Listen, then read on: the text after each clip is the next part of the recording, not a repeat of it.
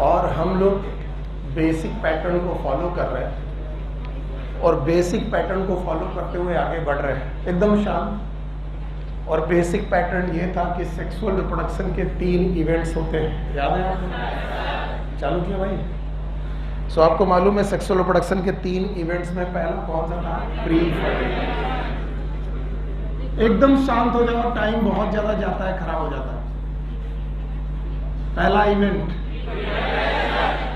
दूसरा फर्टिलाइजेशन, और तीसरा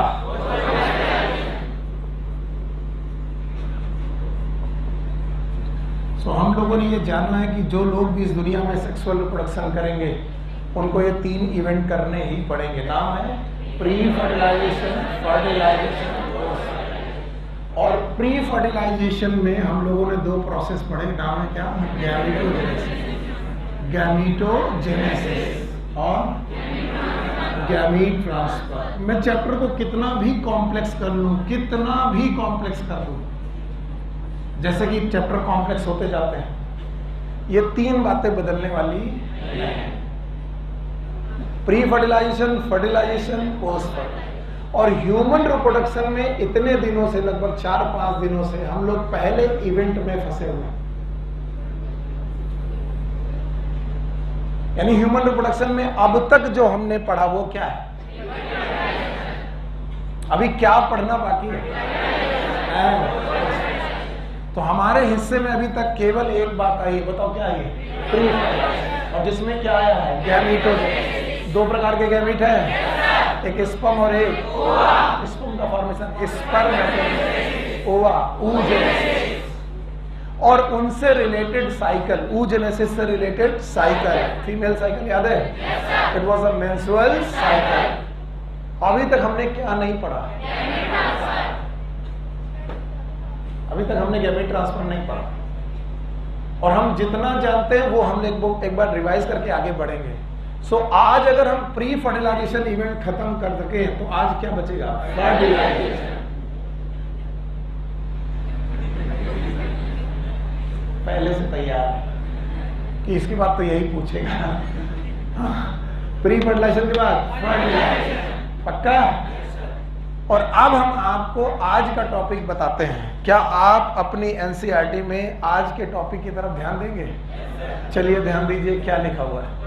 ये तो भैया साइकिल थी, कौन सी साइकिल है बोलो? हाँ, मेंस्ट्रुअल साइकिल। कल हम लोगों ने पढ़ा था मेंस्ट्रुअल साइकिल। ओके, आज का टॉपिक क्या है? फर्टिलाइजेशन। तो बताओ कौन सा इवेंट खत्म कर चुके हैं वो? Pre fertilisation. और प्री फर्टिलाइजेशन में केवल कौन सा? गैमेटोजेनेसिस। यस, तो वापस चलते हैं। आज का जो हमारा टॉपिक है वो क्या है? Fertilisation and implantation. Thank you. So the next topic is fertilisation and implantation.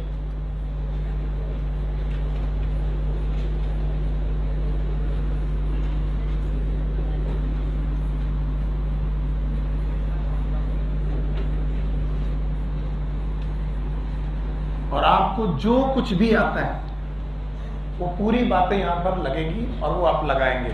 चलिए बताइए, आपको यूट्रस की याद है? याद है। क्या आपको ट्यूब याद है? ट्यूब का नाम फैलोपियन ट्यूब। क्या इस तरफ भी एक फैलोपियन ट्यूब है? अच्छा बताओ, ट्यूब के पास क्या है? ओवरी। ये क्या है? ओवरी। फिम्बरी याद है? इधर फिम्बरी याद है? बताओ क्या निकला होगा? प्रोसेस का नाम ओव्यूलेशन। पक्का? बताओ यूट्रस की 3 वॉल याद है? यस, बोलो कौन? पेरीमेट्रियम। इसके बाद यहाँ पर एक कैनाल याद है? बोलो कौन? सर्विक्स। और यहाँ पर याद है? नाम बताओ। वेजाइना। वेरी गुड, बहुत बढ़िया पढ़ाया जिसने भी पढ़ाया। हाँ, सो भाई देखो, गैमीट ट्रांसफर टेक्निक सीखो। हर मेंस्ट्रुअल साइकिल में या तो लेफ्ट या तो राइट, यानी एक बार में दोनों की एक। अगर राइट से ओवम आ रहा है तो राइट से आएगा, तो कहां से नहीं आएगा? लेफ्ट से। और अगर लेफ्ट से आ रहा है तो फिर राइट से नहीं आएगा। सो गैमीट मूव करता है, और ये जो गैमीट है ये मेल गैमीट है कि फीमेल? फीमेल। सूर्या जी खड़े होइए। जिस समय पर फीमेल गैमीट ओव्यूलेशन हुआ है उसकी सारी लेयर चाहिए मुझे। डंडा लाओ।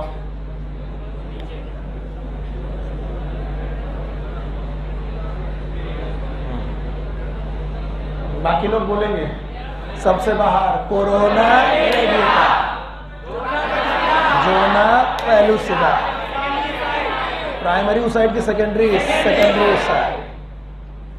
मांग रहे और मारो, हम ना बताएंगे। चलो, जिस समय पर यहां पर सेकेंडरी ओसाइट निकला, याद है आपको?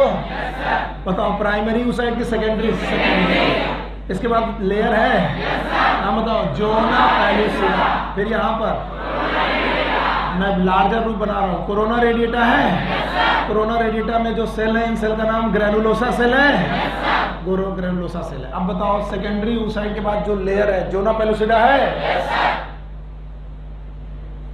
अब बताओ, ये जो गैमीट है, ये male gamete, female gamete, female, motile के नॉन मोटाइल?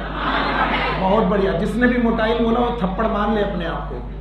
मोटाइल के नॉन मोटाइल? Non motile. यानी इसकी खुद की औकात यहां पर जाने की नहीं है, पर यहां फिंगर्स हैं। नाम बताओ फिंगर। फिम्बरी है। और अब तो हम एपिथेलियम भी पढ़ चुके हैं। कौन सी? सीलियरी। झाड़ू लग रही है, और इन सीलियरी एपिथेलियम से इन भाई साहब को फेंका जा रहा है टूवर्ड्स यूट्रस, है ना? हितेन बाबू खड़े हो। सारी की सारी जगह, पहला पार्ट इनफंडिबुलम, इनफंडिबुलम में फिम्बरी, फिम्बरी में, इसके बाद इस्थमस। ना ना ना ना ना ना ना, बेचारा वो दुखी हो जाएगा कि तुमको मार क्यों नहीं पड़ी।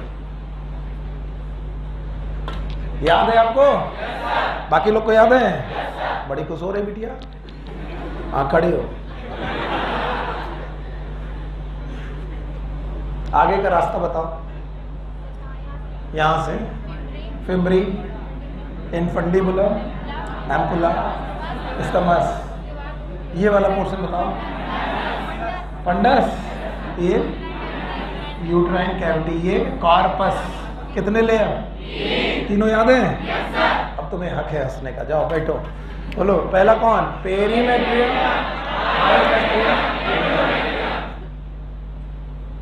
याद है? तो ये भाई साहब भेजे गए हैं टूवर्ड्स एम्पुला। कहां पर? एम्पुला।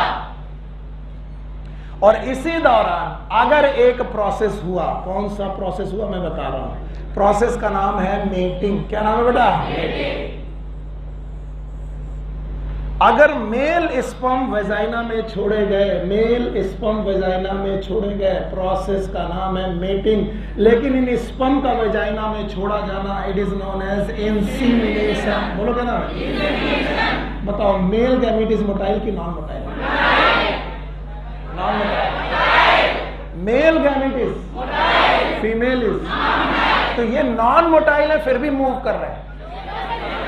यस, कौन मूव करा रहा है? फिम्बरी कर रहा है। और ये भाई साहब क्या है? मोटाइल।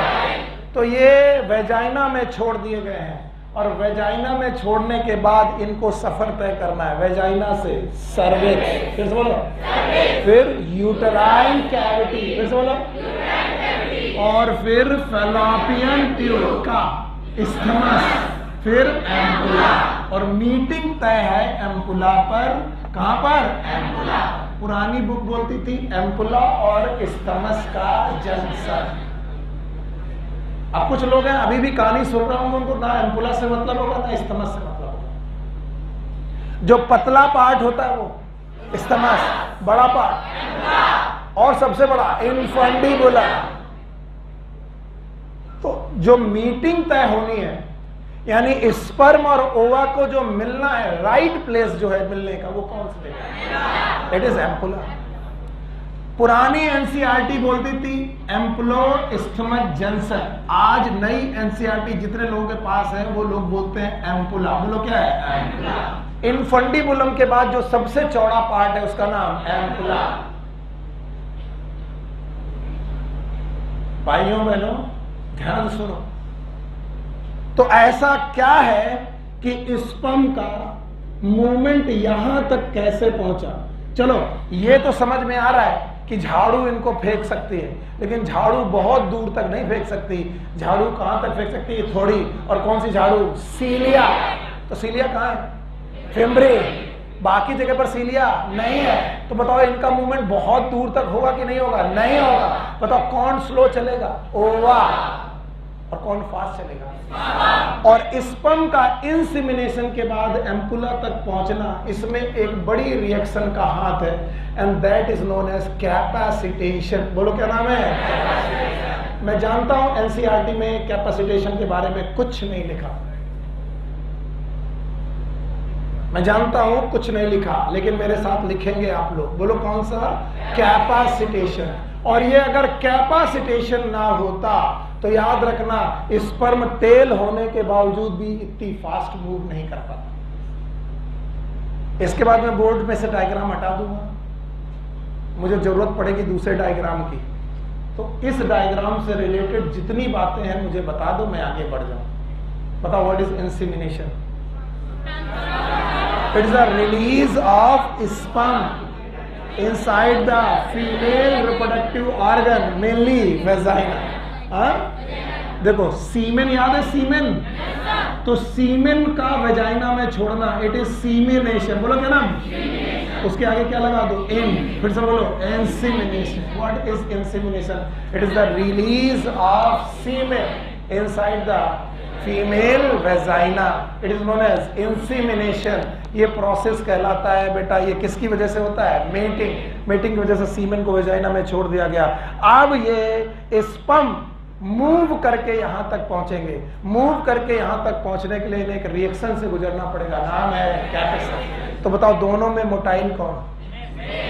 मेल गैमेट की फीमेल? और फीमेल गैमेट मोटाइल की कौन? हटाएं? हटाएं? चलो पहले सीमेन का कंसंट्रेशन कौन कौन लोग बता पाएंगे? हाँ बहुत कम लोग। हाँ जानवी जी, सीमेन में 30, 60 एंड 10 क्या?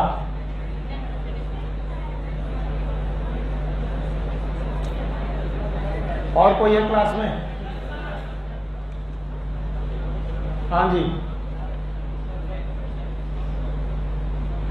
जब वेजाइना में सीमेन छोड़ा गया तो पूरा पूरा 100% स्पर्म था।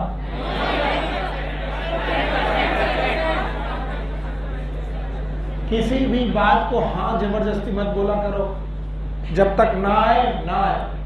आए तो बिल्कुल करेक्ट आए। बताओ जब यहां छोड़ा गया पूरा स्पर्म था कि बेटा 10% स्पर्म था? 30% प्रोस्टेट के सिक्रीशन थे और 60% सेमाइनल वेसाइकल के सिक्रीशन थे।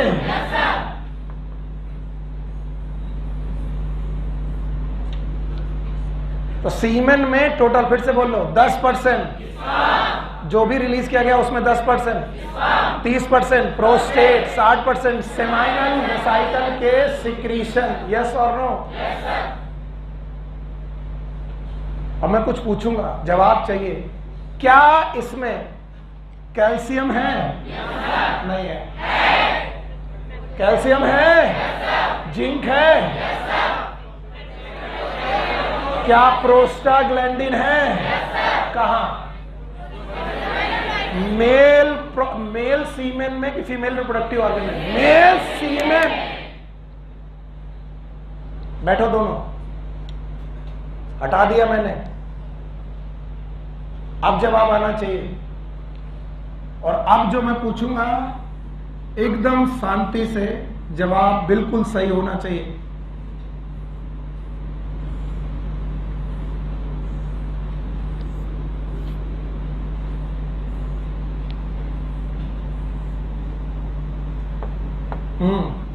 यहां पर स्पर्म छोड़े गए, याद है? स्पर्म छोड़े गए कि सीमेन? सीमेन। सीमेन का वेजाइना में छोड़ना, इट इज इंसेमिनेशन। परसेंटेज याद है? 10%, very good. 30%, now I am relief. 60%, और उसमें कुछ चीजें हैं। क्या इसमें फ्रक्टोज है? यस और नो? कैल्शियम है, प्रोस्टाग्लैंडिन है। कहां से है वो हम लोग पहले पढ़ चुके, याद है? जनरली 2 से 4 ml तक होता है। मिलियन ऑफ स्पर्म याद है? कुछ नहीं याद है। 200 से 300 मिलियन स्पर्म याद है? और मूव करेगा। मेरा पहला क्वेश्चन है, मूव किस प्रोसेस से करेगा और क्यों करेगा? प्रोसेस का नाम है कैपेसिटेशन। फिर से बोलो। भगवान मेरे बच्चों को थोड़ी सद्बुद्धि दे। अगर मैं ये भी सिखा गया तो मैं जान लूंगा तुम्हें आता है। क्या आपको एक्रोसोम याद है? हेड याद है? हेड में कितनी चीजें? 2। एक और एक्रोसोम, दूसरा न्यूक्लियस। क्या नेक याद है? मिडिल पीस याद है? माइटोकॉन्ड्रिया याद है? टेल याद है? बताओ स्पर्म किससे मूव करेगा? टेल। इसको एनर्जी कौन देगा? पर क्या मूवमेंट करने के लिए बेटा, मूवमेंट करने के लिए एक्सियल फिलामेंट का हिलना जरूरी है? यस। और इसके लिए चाहिए कैल्शियम। क्या चाहिए? कैल्शियम। कहां से आएगा? कुछ नहीं आता। फीमेल वजाइना से। सीमेन क्या लिए घूम रही है? कैल्शियम। अब सुनना, जैसे ही स्पर्म को वजाइना में छोड़ा गया, एक्रोसोम के ऊपर की मेम्ब्रेन का कोलेस्ट्रॉल रिमूव होने लगता है। एक्स्ट्रा पढ़ा रहा हूं, जानबूझ के पढ़ा रहा हूं, क्वेश्चन पूछा जा चुका इसलिए पढ़ा रहा हूं। प्लाज्मा मेम्ब्रेन चारों तरफ कवर करती है, लेकिन प्लाज्मा मेम्ब्रेन का कोलेस्ट्रॉल रिलीज होने लगता है। और जब कोलेस्ट्रॉल रिलीज होने लगता है तो इस कोलेस्ट्रॉल रिलीज होने की वजह से परमेबिलिटी बढ़ती है, और परमेबिलिटी बढ़ने की वजह से कैल्शियम अंदर की तरफ जाता है। क्या अंदर जाता है? कैल्शियम। और इस कैल्शियम की वजह से एक्सियल फिलामेंट को मिलती है मोटिलिटी। क्या मिलती है? मोटिलिटी। इस पूरी रिएक्शन का नाम कैपेसिटेशन। मैं नहीं चाहता तुम ये सब याद रखो, मत याद रखना। कभी कोई पूछे what is capacitation? It is a change in sperm structure. बोलो। नहीं सुना? In female genital tract. In,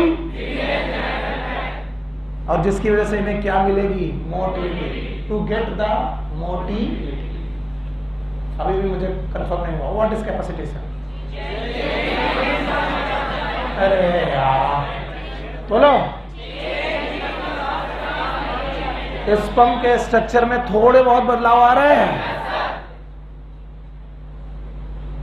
acrosome टूट रहा है।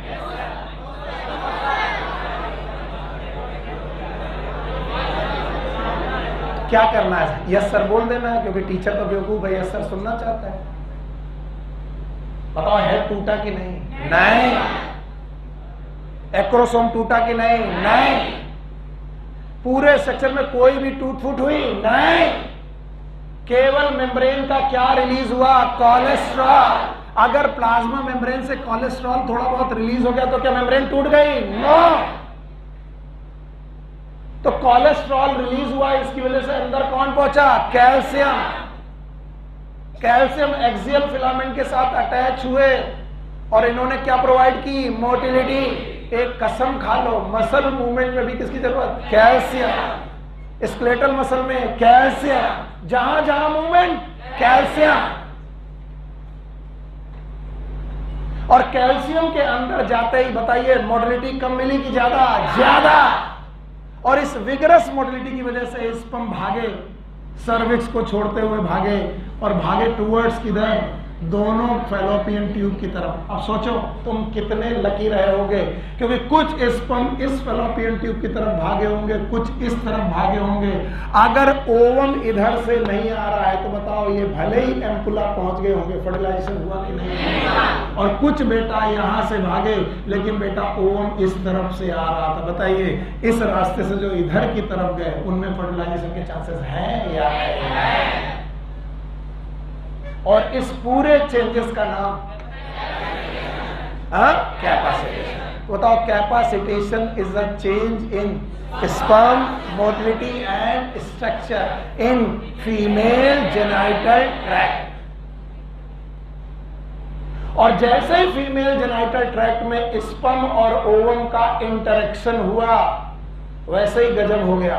क्या गजब हुआ? जिस समय स्पर्म ओवा से मिला, ओवा बहुत लेयर ओढ़े हुए बैठा था। बताओ, प्राइमरी oocyte की सेकेंडरी। सूर्या बाबू इसी में मार खाए। सेकेंडरी oocyte है, सेकेंडरी oocyte के चारों तरफ जोना पेलुसिडा है, और जोना पेलुसिडा के चारों तरफ बताओ कोरोना रेडियस। चाहे जितना टाइम लगे, कोर्स हम लोग कंप्लीट कर लेंगे, तुम चिंता मत करना। लेकिन कोई भी टॉपिक बिल्कुल ऐसा नहीं होना चाहिए कि सर समझ में नहीं आया। बताइए, ये जो बनाया है ये न्यूक्लियस है? नहीं है। बताओ, इस oocyte का नाम, इस लेयर का नाम, इसका नाम कोरोना। अच्छा बताओ, ये स्पर्म दिख रहा है? स्पर्म का अपना हेड होगा, हेड में न्यूक्लियस होगा, एक्रोसोम होगा, बॉडी होगी, टेल होगी। याद रखना, फर्टिलाइजेशन का मतलब है fusion of the nucleus of male gamete to female. बताओ, ये मेल गैमीट का न्यूक्लियस है, ये फीमेल, और दोनों बहुत पास है कि दूर है? दूर है। जिस समय एम्पुला पे मिले, एम्पुला पे मिलते ही इनका फर्टिलाइजेशन हुआ कि नहीं हुआ? नहीं हुआ। डर है मुझे। अब इस स्पर्म को पेनिट्रेट करके इस न्यूक्लियस तक पहुंचना, और पेनिट्रेशन में उसे दीवारें क्या क्या मिलेंगी? सबसे बाहर लिखना तो नहीं है, जानते हो ना कौन कौन दीवार मिलेगी? Corona radius, zona pellucida, plasma membrane किसकी? सेकेंडरी oocyte, फिर साइटोप्लाज्म किसका? Secondary oocyte। तब जाकर के स्पर्म का न्यूक्लियस और ओवा का न्यूक्लियस फ्यूज होगा। दिल्ली पास है कि दूर है? तो जैसे ही बेटा स्पर्म ने ओवा को देखा और बोला अब एंट्री करनी है, तब उसने दूसरी रिएक्शंस चालू की, and this reaction are known as acrosomal reactions. बोलो क्या नाम है? एक्रोसोमल। मैं जानता हूं मेरे बहुत सारे साथी और बहुत सारे टीचर कैपेसिटेशन और एक्रोसोमल रिएक्शन एक ही बोलते हैं, गलत है। कैपेसिटेशन मूवमेंट, कैपेसिटेशन ना होता तो स्पर्म मूव करके यहां तक ना पहुंचता। कहां तक? एम्पुला तक। और एम्पुला के बाद ओवा के अंदर घुसने के लिए कैपेसिटेशन चाहिए कि एक्रोसोमल? Acrosomal reaction. तो बताओ, फर्टिलाइजेशन होने के पहले कितनी रिएक्शन? दो। एक कौन? कैपेसिटेशन, दूसरा एक्रोसोमल रिएक्शन। मुझे लगता है मैंने कैपेसिटेशन आपको समझा दिया। What is insemination?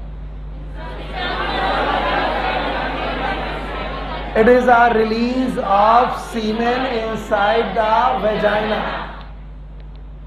सीमेन छोड़ते ही बेटा स्पर्म मूव करने लायक हो जाएगा? नहीं। क्या हो जाएगा? कैपेसिटेशन। कैपेसिटेशन के दौरान क्या कुछ कोलेस्ट्रॉल रिलीज होगा? बताओ। उसके बाद कैल्शियम अंदर जाएगा। कैल्शियम अंदर जाने के बाद क्या मोटिलिटी मिलेगी? किसको मोटिलिटी मिलेगी? स्पर्म मूव करेगा। चलो मूव करो, वेजाइना से सर्विक्स, सर्विक्स से uterine cavity, fallopian tube, isthmus, ampulla, और एम्पुला पे उसकी मुलाकात किससे होगी? किससे? और जैसे ही बेटा ओवम से मुलाकात हुई, ओवम अकेले मिला कि 3 लेयर? सबसे बाहर कोरोना रेडियस, उसके बाद जोना पेलुसिडा, याद है? और इसके बाद प्लाज्मा मेम्ब्रेन। कुछ लोग बोलते हैं सर पेरीविटलाइन स्पेस क्या होता है? याद रखना, प्लाज्मा मेम्ब्रेन और जोना पेलुसिडा के बीच का gap, it is known as perivitelline space. Sir फिर से बताइए, पहली बार समझ में कहाँ है? एक बार सर, एक बार और प्लीज। हाँ बोलो, सबसे बार। हाँ, ऐसे अच्छा नहीं लगता, ऐसे कभी अच्छा नहीं लगता मुझे, ऐसे अच्छा लगता। अब तुम बताओ। सबसे पहले सेकेंडरी oocyte, कौन सा oocyte? उसका ये न्यूक्लियस। पक्का?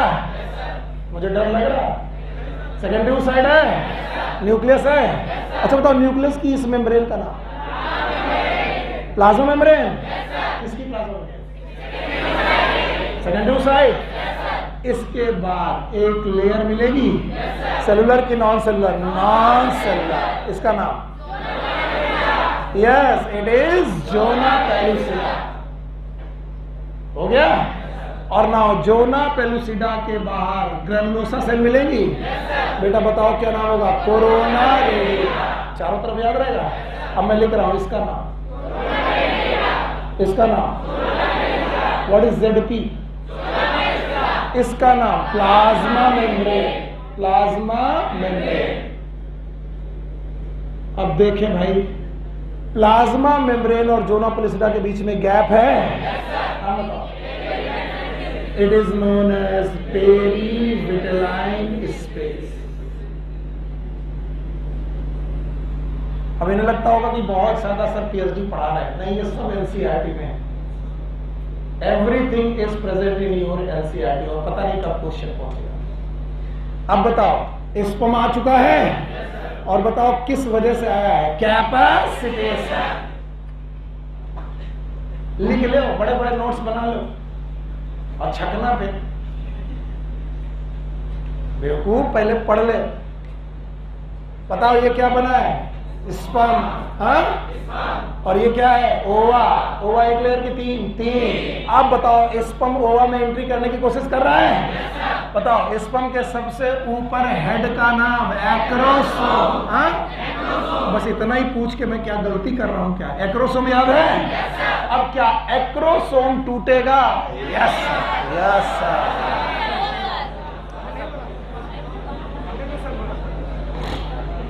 अब इतने डरे कह रहे नहीं टूटेगा। यस, अब टूटेगा। अब एक्रोसोम्स की मेम्ब्रेन रप्चर्स होंगी। अगर यहां पर रप्चर होंगी तो ये किसका बना था? Golgi body. भगवान मेरे, कौन सा बॉडी? और गोल्गी बॉडी के बने होने की वजह से यहां से कुछ मटेरियल निकलेंगे। These are known as sperm lysin. ये भगवान क्या नाम है?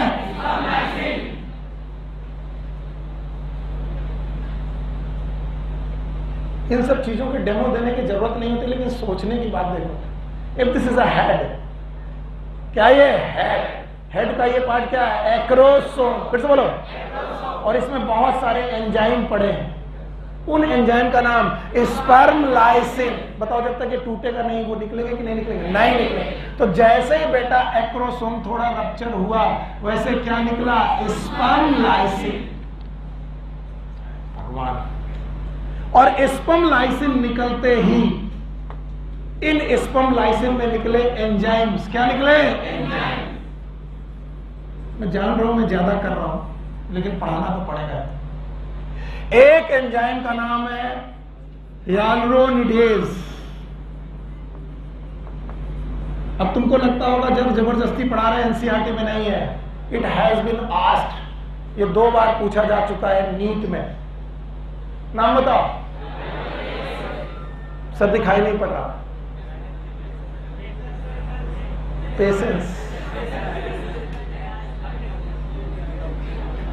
जाओ। हाँ, बताओ एंजाइम का नाम।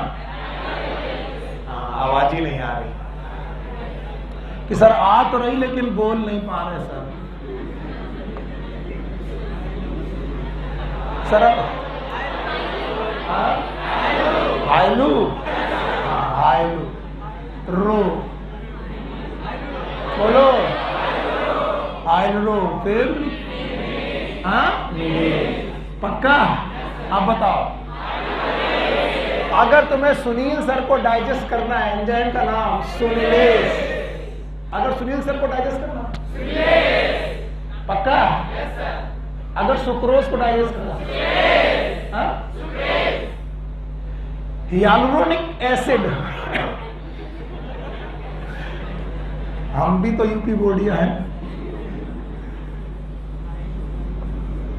वो जो अंग्रेजी मीडियम के लोग होते हैं वो अच्छे से बोलते हैं। This acid is known as, फिर से बोलो, और ये एसिड प्रेजेंट होता है कोरोना रेडिएटा के बीच में, यानी जो ग्रेनुलोसा सेल है उनके बीच में प्रेजेंट सीमेंटिंग मटेरियल है। इसका नाम बताओ। अरे यार मैं पढ़ाई क्यों रहा, कौन सा बताओ। एक ग्रेनुलोसा सेल दूसरी से जुड़ी है बाय द मटेरियल, नाम बताओ। हाइड्रोजन। दूसरी तीसरी से, अगर मैं इसे ही डाइजेस्ट कर दूं, सीमेंट ही खत्म कर दूं,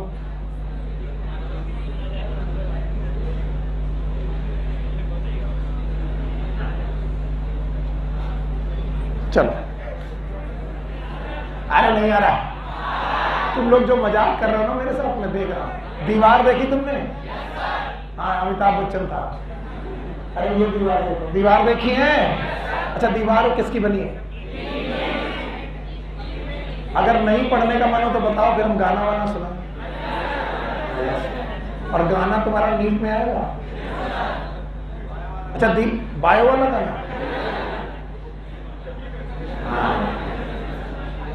नसीम, सॉरी समीम, यही जिंदगी है, इसी में से एमबीबीएस बनना है, वरना लोग गाते ही रह जाते हैं, ये दुनिया ये महफिल मेरे। ईंट देखिए, एक ईंट दूसरी ईंट से जुड़ी सीमेंट से है। अगर मैं सीमेंट गला दूं,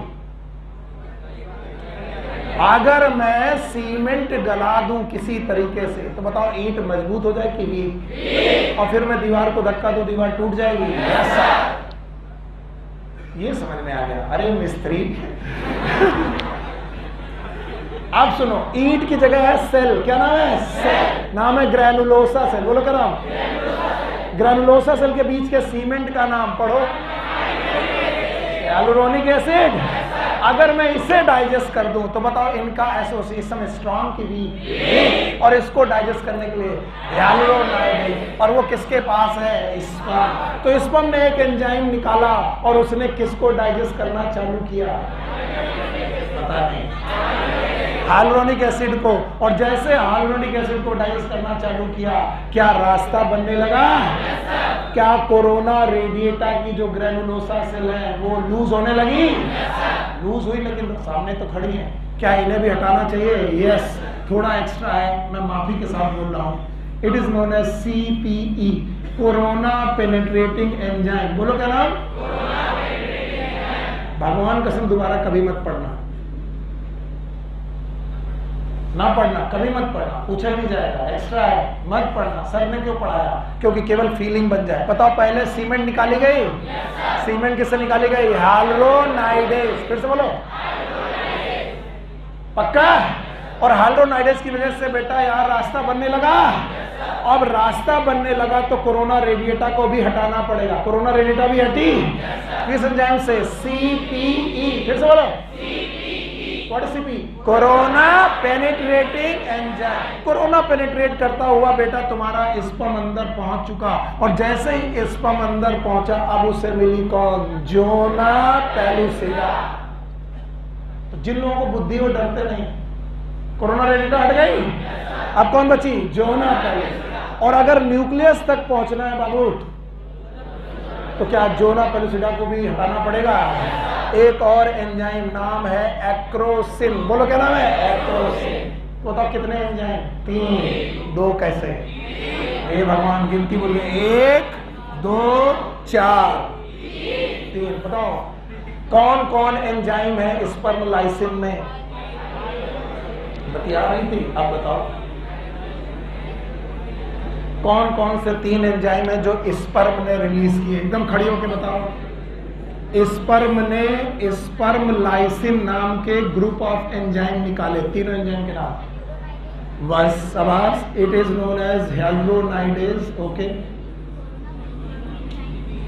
इसके अलावा CPE। What is CPE?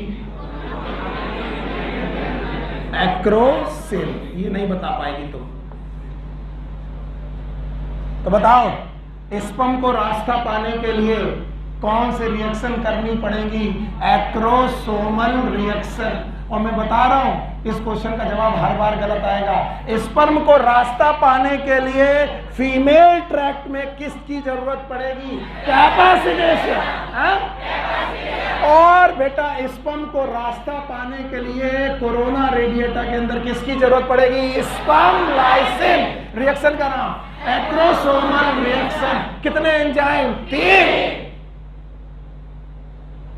आया? अब बैठ जाओ। तो बताओ, कैपेसिटेशन में भी रास्ता मिलता है? No sir. कैपेसिटेशन में जो रास्ता मिल रहा है वो फीमेल रिप्रोडक्टिव ऑर्गन के अंदर मिल रहा है। लेकिन बेटा, एक्रोसोमल रिएक्शन में रास्ता जो मिल रहा है वो कहां मिल रहा है? ओवम के अंदर। और ओवम के अंदर जाना इतना मुश्किल क्यों? क्योंकि ओवम अकेले है कि 3 लेयर? 3 लेयर। तीनों लेयर रप्चर करनी पड़ेगी, कोरोना रेडिएटा हटानी पड़ेगी, उसके बीच का मटेरियल हटाना पड़ेगा, जोना प्लूसिडा हटाना पड़ेगा। No sir. और क्या एंजाइम है? बताओ, कोरोना रेडिएटा की ग्रेनुलोसा सेल के बीच का मटेरियल कौन हटाएगा? Hyaluronic acid. मुझ पे बिलीव करो, टीचर पे बिलीव करो, ये क्वेश्चन 2 बार पूछा जा चुका है, एनसीईआरटी में कहीं नहीं दिया, इसलिए मैं ये ले रहा हूं। हेल्रोनाइडेज। हेल्रोनाइडेज याद रहेगा क्या? ये कोरोना सेल को रप्चर करेगा तो उनके बीच का मटेरियल, और कोरोना सेल को CP, corona penetrating enzyme, zona pellucida को एक्रोसी। फिर से बोलो। और जब ये तीनों हट जाएंगे तब क्या जादू होगा? तब जादू ये होगा कि सर स्पर्म पहुंच चुका है पेरीविटलाइन स्पेस में। किसमें? भूल गए, पेरीविटलाइन स्पेस। अरे कुछ याद नहीं? याद है? हाँ, मैं तो पूछूंगा। बताओ, ये वाला ऊसाइड प्राइमरी की सेकेंडरी? सेकेंडरी। ये पेलुसिडा नाम बताओ? Zona pellucida. और ये रेडिएटा का नाम बताओ? Corona radiata. इन सबको पार करते हुए स्पर्म आ चुका है, और स्पर्म पहुंच चुका है कहां पर? Pre-vitelline space. और इस प्री-विटलाइन स्पेस पर पहुंचने के बाद प्लाज्मा मेम्ब्रेन, बोलो कौन सी? प्लाज्मा मेम्ब्रेन एक कोन बनाएगी। मैं बहुत बेवकूफ हूं जो इतना सब पढ़ा रहा हूं, आई एम सॉरी, लेकिन पढ़ाना पड़ेगा। This is known as cone of reception. बोलो क्या नाम है?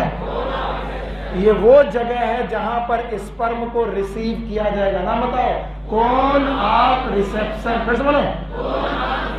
और जैसे ही स्पर्म यहां पहुंचेगा, वैसे जोना पेलुसिडा एक रिएक्शन करेगी, भगवान बचा लो, और जोना पेलुसिडा हमेशा हमेशा के लिए इम्परमिएबल। परमिएबल की इम्परमिएबल। तो बताओ, एक स्पर्म के एंट्री के बाद दूसरे स्पर्म एंट्री कर पाएंगे कि नहीं? और घर जाके एनसीईआरटी पढ़ना जरूर। तुम्हें लगेगा ये सारी बातें सुनील सर अपनी तरफ से पढ़ा रहे हैं। Each and everything has been written in your book. तो बताओ, एक ओवम में एक ही स्पर्म घुसे कि मैनिस पे, तो चले कितने थे? 2 से 3 मिलियन। अरे 3 नहीं, 200 से लेकर 300 मिलियन। पहुंचे भी बहुत, लेकिन एंट्री एक। तो बाकी ने ऐसा क्या कर लिया? जैसे ही बेटा स्पर्म ने किसे छुआ? Cone of reception. वैसे ही कुछ चेंजेस आए। कहां पर? Zona pellucida. बोलो क्या ना? आपको लगेगा जोना पेलुसिडा तो रप्चर हो चुकी थी सर एक्रोसिन से। नहीं, एक्रोसिन से पार्शियल रप्चर हुई थी, पूरी रप्चर। और बाद में वो जोना पेलुसिडा, बताइए ध्यान से बताइए, वो जोना पेलुसिडा परमेबल की इम्परमेबल, बाकी स्पर्म उसमें एंट्री। इसके बाद स्पर्म अपनी बॉडी का ज्यादातर पोर्शन पीछे छोड़ देगा, बाहर छोड़ देगा कोन ऑफ रिसेप्शन के बाद, और अपनी बॉडी के साथ, बॉडी में न्यूक्लियस है, बोलो क्या है? न्यूक्लियस, और थोड़ा बहुत माइटोकॉन्ड्रिया, इसके साथ आगे बढ़ेगा। और आगे बढ़ने के साथ फीमेल गैमीट और मेल गैमीट का फ्यूजन होगा। बताइए, फीमेल गैमीट N की 2N, मेल गैमीट का न्यूक्लियस N और N 2N बनेगा। और जो ये 2n बनेगा इसमें न्यूक्लियस फ्यूज होंगे। क्या फ्यूज होंगे? Nucleus. And that's why this condition is known as syncaryon. बोलो क्या नाम है? ऑल्सो इसे सिंगैमी बोलते हैं, पर सिंगैमी पूरी तरीके से नहीं बोल सकते। क्यों? सारे लोग जवाब चाहिए, बताइए किसका साइटोप्लाज्म यूज हुआ? बहुत बुरा पढ़ा। स्पर्म की ओवा तो बताओ स्पर्म का ज्यादातर साइटोप्लाज्म अंदर आया कि बाहर रहा? तो स्पर्म का केवल क्या आया? न्यूक्लियस। ज्यादातर कौन सा पार्ट? न्यूक्लियस। माइटोकॉन्ड्रिया फ्यूज नहीं होगा। क्या फ्यूज होगा? न्यूक्लियस। तो बताओ इस सेल के अंदर कौन कौन फ्यूज हुआ? बताओ मेल गैमीट का न्यूक्लियस और फीमेल गैमीट का न्यूक्लियस। अब मैं क्वेश्चन पूछता हूं कि ये न्यूक्लियस एन हो गया कि 2n? 2n। और 2n होते ही प्रोसेस का नाम फर्टिलाइजेशन। फिर से बोलो। और इस फर्टिलाइजेशन में 2 न्यूक्लियस साथ में आए, कंडीशन का नाम सिनकैरियन। सिन मतलब साथ साथ, कैरियन मतलब न्यूक्लियस, एन की 2n, और जो प्रोडक्ट बना उसका नाम जाइगोट। फिर से बोलो। तो बताओ जाइगोट एन की 2n, 2n। And my question, अगर मैंने सही पढ़ाया है तो बताइए ये साइटोप्लाज्म किसका है?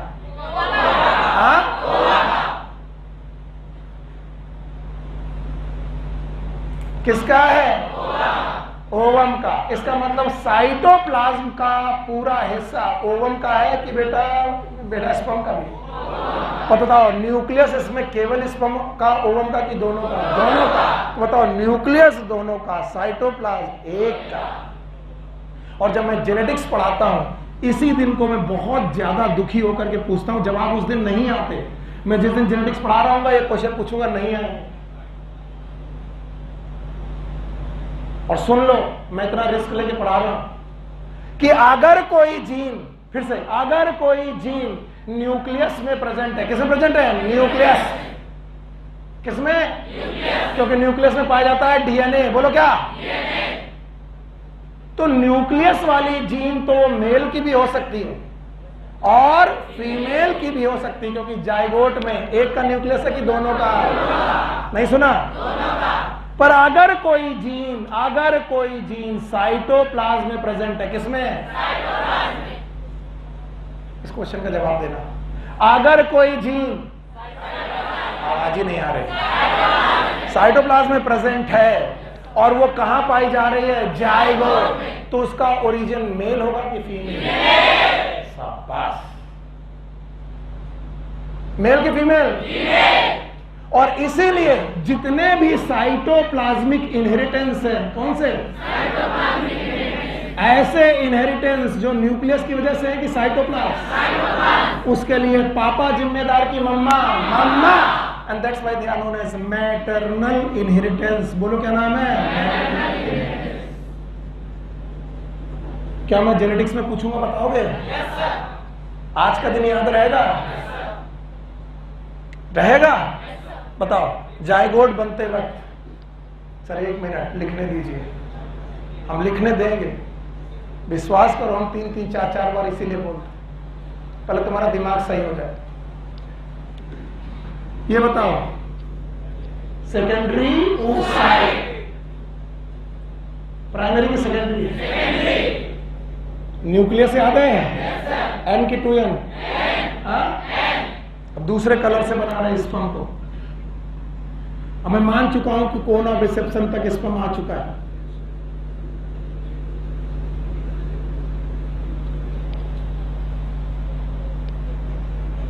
अब बताओ इसका नाम प्लाज्मा मेम्ब्रेन है? No sir. एक्रोसोम पहले ही टूट चुका था, तो जो कुछ बचा है अभी ये न्यूक्लियस बचा हुआ है। जब ये न्यूक्लियस अंदर आने लगा तो ज्यादातर टेल पोर्शन बचा कि छूट गया? तो बताओ स्पर्म का ज्यादातर पार्ट कौन आया? न्यूक्लियस। माइटोकॉन्ड्रिया में भी कहने में डर लगता है मुझे। ज्यादातर कौन? न्यूक्लियस। तो बताओ स्पर्म का पूरा स्पर्म एंट्री किया लेकिन न्यूक्लियस तक पहुंचा पूरा कि न्यूक्लियस तक पहुंचा? और जैसे ही पहुंचा, अभी मैं एक कहानी पढ़ा रहा हूं, जैसे ही पहुंचा तो बताओ ये एन की 2n, एन, और ये n और n आपस में मिलेंगे, आगे चल के ये n और n बनाएंगे 2n। आज इसका नाम क्या होगा? जाइगोट। प्रोसेस का नाम फर्टिलाइजेशन होगा, सिन कैरी ऑन होगा।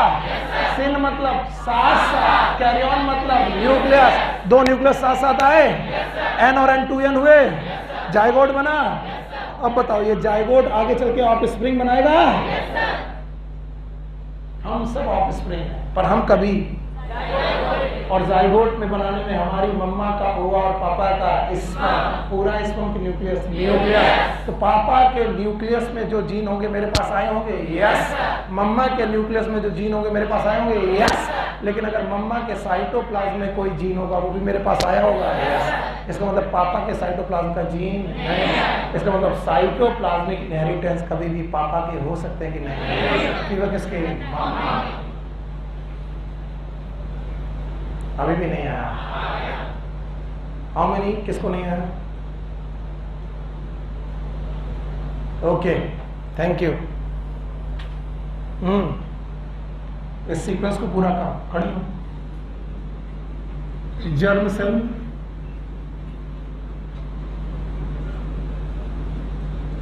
कितने प्रोसेस? Spermatogenesis, oogenesis, oogenesis। शाबाश। पहला process P, what is P? फिर ग्रोथ, शाबाश। फिर फिर पक्का। अब देखेंगे कितने लोग हैं जो मेरे साथ हैं। जर्म सेल में क्या हुआ? क्या बनी? ऊगोनिया। ऊगोनिया में क्या हुआ? ग्रोथ। माइटोसिस, डिफरेंशिएशन, क्या बनी? Primary oocyte। बताइए मियोसिस की माइटोसिस? मियोसिस। यहां पर भी माइटोसिस। बहुत सही चल रहा है। प्राइमरी oocyte में मियोसिस फर्स्ट। मियोसिस पूरी हो गई? पूरी हो गई। ओव्यूलेशन तक पूरी हो गई। मार पड़ेगी। ओव्यूलेशन तक पूरी हो गई। कौन सी? क्या बन गया है? Secondary oocyte। जो लोग, तुम लोग मेरे को जवाब देते हो ना, इससे मैं दुखी होकर के फिर पीछे से पढ़ाने लगूंगा, फिर तुम दुखी होगे। कितना रिपीट क्यों कर रहा? बताओ। P हो चुका? G हो गया? M हो चुका? M पूरा? शाबाश, थैंक यू। बैठ जाओ, शाबाश। और जिस समय सेकेंडरी oocyte निकला था उसमें कोरोना रेडिएटा वगैरह थी? अभी अभी बोल रहे हो थी? यस और नो? तो बताओ यहां पर सेकेंडरी oocyte है और अभी मियोसिस फर्स्ट हो गया है और मियोसिस सेकेंड हुआ नहीं है। कंप्लीट की इनकम्प्लीट? इनकम्प्लीट। बेटा शाबाश। कंप्लीट की इनकम्प्लीट? और काश अगर मियोसिस सेकेंड कंप्लीट हो जाता तो बनता ऊ टाइप। बोलो क्या बनता? ऊ टाइप। बताओ। P, G, M। ये भी M है? अभी क्या बाकी है? T। ट्रांसफॉर्मेशन। क्या बनता? ओवा। मुझे उम्मीद है कुछ लोग तो जवाब देते ही। बताओ जिस समय ओव्यूलेशन हुआ, जिस समय P कंप्लीट था, G कंप्लीट था? No sir. M का पहला प्रोसेस कंप्लीट था? कौन? Secondary oocyte। पिछले 2 सालों से क्वेश्चन पूछा जा रहा है, इसलिए मैं इतना टाइम ले रहा हूं। 2 साल कॉन्टिन्यूअस, इस साल भी और इसके पिछले साल भी। सेकेंडरी oocyte तक आते आते मियोसिस फर्स्ट कंप्लीट हुआ है। अगर मियोसिस फर्स्ट कंप्लीट किया है तो एक बनी है सेकेंडरी oocyte और एक पोलर बॉडी। फर्स्ट की सेकेंड? पढ़ा चुका हूं मैं। अब बताओ सेकेंडरी oocyte में मियोसिस सेकेंड शुरू तो हुआ लेकिन कंप्लीट नहीं हुआ। अब ध्यान सुनो। जैसे ही स्पर्म एंट्री किया, जैसे ही लेकिन फर्टिलाइजेशन नहीं हुआ क्योंकि अभी भी दिल्ली दूर है। बताइए स्पर्म ओवा में तैर रहा है, उसके साइटोप्लाज्म में तैर रहा है लेकिन फर्टिलाइजेशन नहीं हुआ। तो जैसे ही स्पर्म एंट्री हुआ लेकिन फर्टिलाइजेशन नहीं हुआ, उसके पहले सेकेंडरी oocyte ने चांस मारा और मियोसिस सेकंड कंप्लीट की। फर्स्ट की सेकंड, कौन? फर्स्ट की सेकंड। और जैसे मियोसिस सेकंड कंप्लीट की, क्या बना? और कौन सी polar body? Second polar body. ये तो जरा ज्यादा हो गया। फर्स्ट पोलर बॉडी की सेकंड। इसका मतलब जब स्पर्म एंट्री कर रहा था तो भैया का नाम था सेकेंडरी oocyte। बोलो क्या नाम है? oocyte। लेकिन जब स्पर्म का न्यूक्लियस ओवा के न्यूक्लियस के साथ फ्यूज हो रहा था, भैया सेकेंडरी oocyte से क्या हो चुके थे? oocyte। क्वेश्चन आया कि मियोसिस सेकंड कब कंप्लीट होती है? फर्टिलाइजेशन के ठीक पहले, ठीक बाद की फर्टिलाइजेशन के साथ? फर्टिलाइजेशन के साथ ठीक पहले। नहीं आया। कई बार तो लोग थे बिफोर एंट्री केवल कोन ऑफ रिसेप्शन बन जाए। क्या बन जाए? बिना एंट्री के। अभी रिसेप्शन, कोन रिसेप्शन बना है, स्पर्म ने केवल छुआ है, एंट्री भी नहीं की। इधर सेकेंडरी oocyte किसमें चेंज हो गई? तो बस इतना बताओ, फर्टिलाइजेशन के बाद, फर्टिलाइजेशन के साथ की फर्टिलाइजेशन के पहले? इसका मतलब सेकेंड पोलर बॉडी कब बनेगी?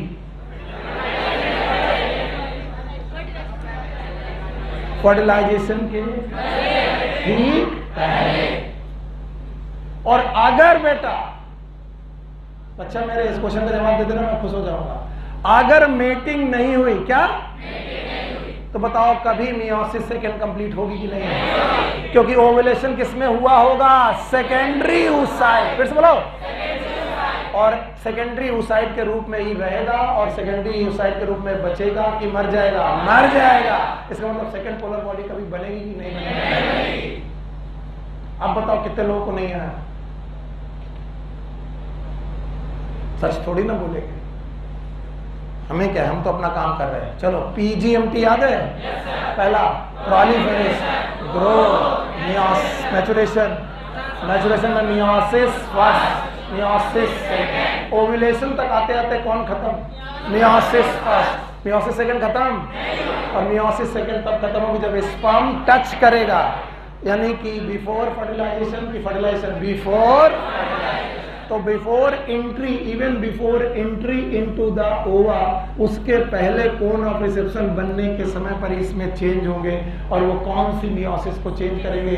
मियोसिस सेकंड को पूरा करेंगे। और कौन सी पोलर बॉडी बनाएंगे? सेकंड। और जो भाई साहब होंगे सेकेंडरी oocyte की oocyte। मेरा क्वेश्चन है, जिस समय स्पर्म का न्यूक्लियस ओवा के न्यूक्लियस से मिलता है, उस समय ओवा सेकेंडरी oocyte होता है कि oocyte?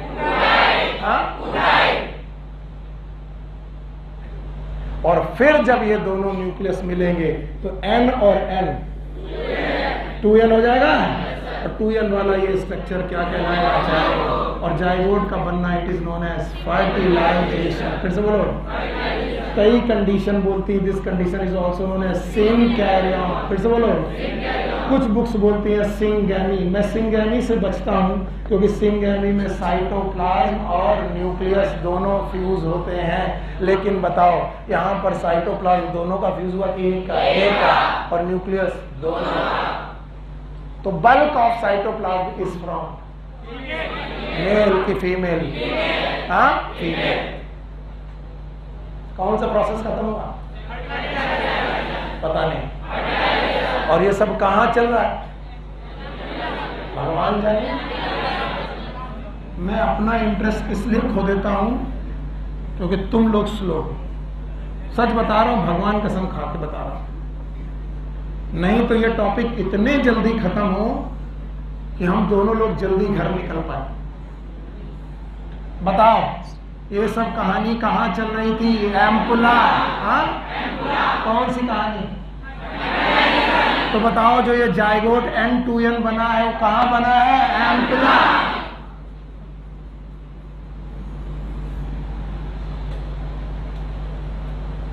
एम्पुला में। और अब एम्पुला से चलकर इसे इस्थमस में आना है, कहां पर? और इस्थमस से चलकर इसे यूट्रस में आना है, कहां पर? और यूट्रस में आकर के इम्प्लांट होना है, क्या होना है? इम्प्लांट। और यही इम्प्लांट होकर के इसने अपनी प्रेगनेंसी पूरी करनी है। क्या पूरी करनी है? प्रेगनेंसी। तो मैंने अभी इम्प्लांटेशन पढ़ाया कि नहीं? क्या पढ़ाया? फर्टिलाइजेशन। हाँ, these are known as squeezing। खड़े हो, ऐसा कैसे? There are some smaller, very lighter squeezing movement performed by these myometrium। अरे खड़े रहना। स्क्वीजिंग मोमेंट की वजह से यहाँ पर वैक्यूम क्रिएट होता है। क्या क्रिएट होता है? Vacuum.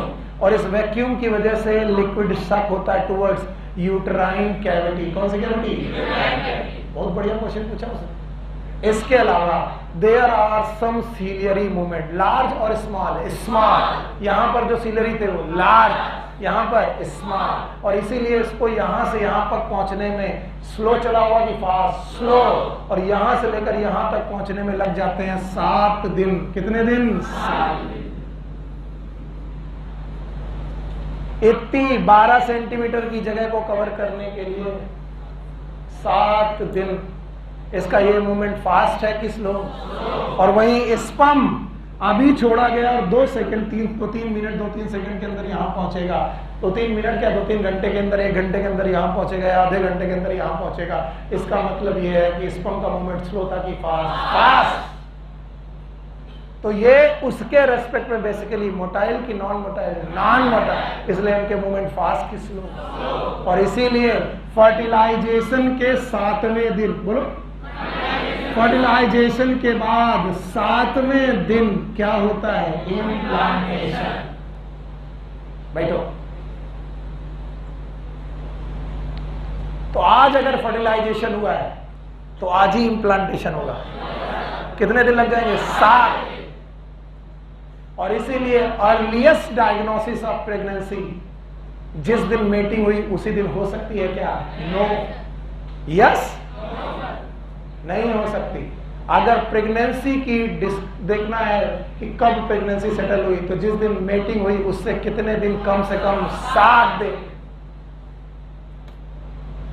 And this test is also this test has been also asked, known as Gravidex test। कौन सा टेस्ट? Gravidex। ये सब बुक में नहीं है लेकिन पूछा सब कुछ गया। बताओ फर्टिलाइजेशन कहां चल रहा? एम्पुला में चल रहा है। एम्पुला में क्या बन चुका है? जायगोट बन चुका है। मशक्कत स्पर्म ने की है? No sir. स्पर्म ने 2 तरीके से मशक्कत की है। पहले वो रिप्रोडक्टिव ट्रैक्ट में मूव किया है, प्रोसेस का नाम कैपेसिटी। फिर बेटा ओवा में घुसा है, नाम है एक्रोसोमल रिएक्शन। दोनों एक ही बात के अलग अलग। पहले में मोटिलिटी मिली, दूसरी में पेनेट्रेशन मिला। मोटिलिटी और पेनेट्रेशन एक ही बात। मोटिलिटी का मतलब है कैपेसिटेशन, पेनेट्रेशन का मतलब है एक्रोसोमल रिएक्शन। कौन सा रिएक्शन? और एक्रोसोमल रिएक्शन करते वक्त 3 लेयर तोड़नी है। बोलो कौन? कोरोना रेडिएटा, जोना पेरिसिया, याद है? और कोरोना रेडिएटा के बीच में मटेरियल है, नाम बताओ? Hyaluronic acid. सारे एंजाइम याद है? रट्टा मारोगे, याद है? पहला हाइलोरोनाइट्रेज, CPE। What is CPE? Corona penetrating enzyme. और एक्रोसिन, कोन ऑफ रिसेप्शन याद है? जैसे ही स्पर्म घुसने वाला है उसी समय कुछ चेंजेस हुए। उन चेंजेस ने मियोसिस सेकंड कंप्लीट की। और बताओ सेकेंडरी साइड से क्या हो गया? ऊटा। जोना पेलुसिडा भी चेंज लाई, परमेबल की इम्परमेबल। अब बाकी कोई स्पर्म घुस पाएगा कि नहीं? तो बताओ पॉलीस्पर्मी होगी कि नहीं होगी? एक स्पर्म जाएगा कि मैनी? एक। और वो स्पर्म का पूरा साइटोप्लाज्म, ज्यादातर साइटोप्लाज्म बाहर रह जाएगा। क्या पहुंचेगा? न्यूक्लियस। हाँ, तो मेल और फीमेल के न्यूक्लियस फ्यूज होंगे, क्या बनेगा? जाइगोट। फिर से बोलो। और जाइगोट जो बनेगा वो एन की 2n। और ये कहां बन चुका है? एम्पुला। बस बच्चा, अब मैं समझा लूंगा। ये सबसे मुश्किल पार्ट था। चाहता तो मैं छोड़ देता, लेकिन मैंने कहा कोशिश कर लेते हैं। और कोशिश कामयाब हो जाती तो बहुत अच्छा रहता है। बताइए यहाँ पर क्या बन चुका है? जायगोट। हाँ, और जायगोट इज यूनिसेलुलर की मल्टीसेलुलर? मल्टीसेलुलर। आखिरी में मल्टीसेलुलर बोला तो multicellular. Zygote is unicellular. N की 2n, 2n हुआ तो 2 सेल हो गई ना, 2 सेल की 1 सेल। तो मेरा क्वेश्चन है कि यहां से यहां तक पहुंचते पहुंचते बंदा 1 सेल रहेगा कि मल्टी सेल? Multi cell. तो याद रखना, एम्पुला से लेकर यूट्रस तक पहुंचने की कहानी में एक प्रोसेस से गुजरता है zygote. It is known as cleavage.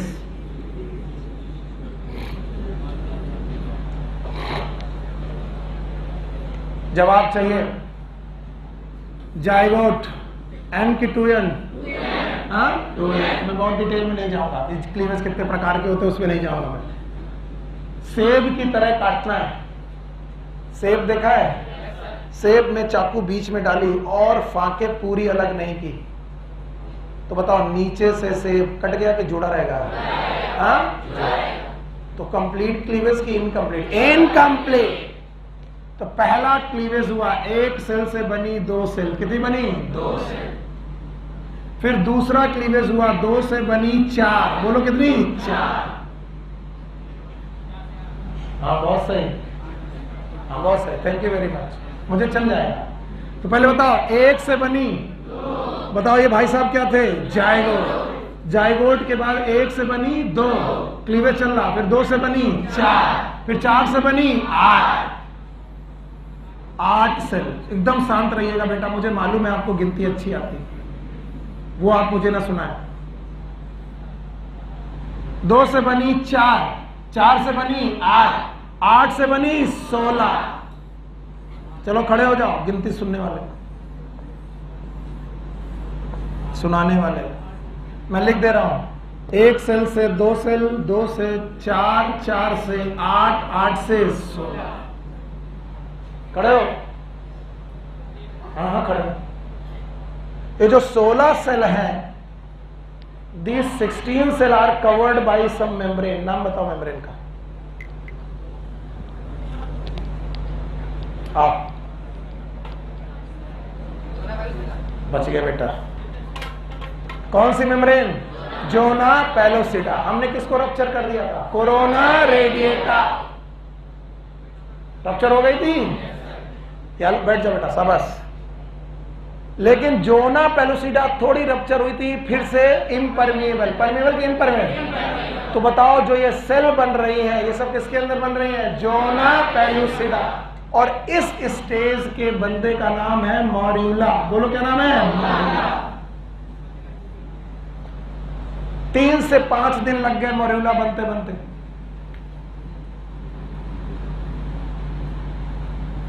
Yes, 1 से, बोलोगे नहीं, 1 से 2 से 4 से 8 से 16 तक आते आते जो स्टेज आई इसका नाम मॉर्यूला। अब मॉर्यूला में बेटा कुछ चेंजेस आ रहे हैं। भगवान मेरे प्रभु, पेरीफेरल सेल फ्लैट होने लगी। पहले मैं जोना पेलोसिडा बना लूं, ये रही जोना पेलोसिडा। और पेरीफेरल सेल फ्लैट होने लगी।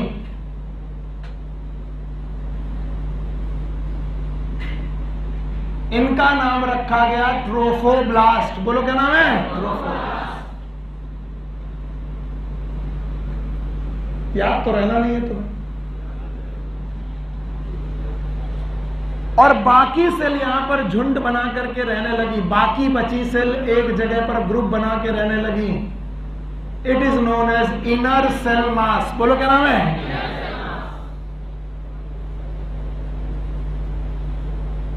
और बीच में कैविटी पैदा हो गई। क्या पैदा हो गई? कैविटी। इस कैविटी का नाम है ब्लास्टोसील।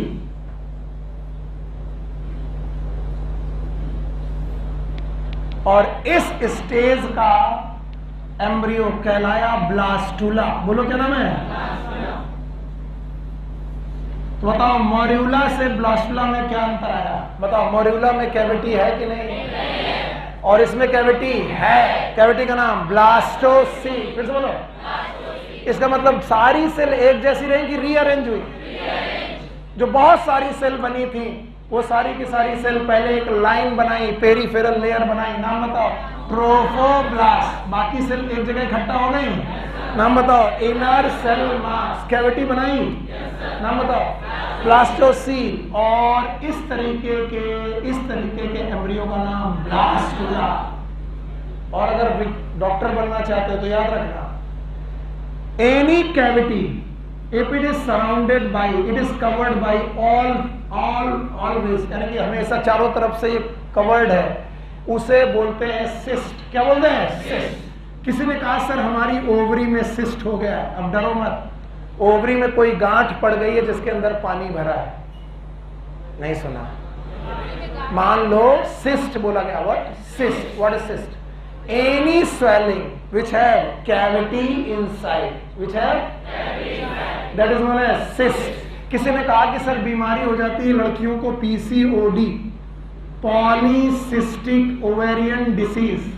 इसका मतलब ओवरी के अंदर एक सिस्ट की मैनी सिस्ट।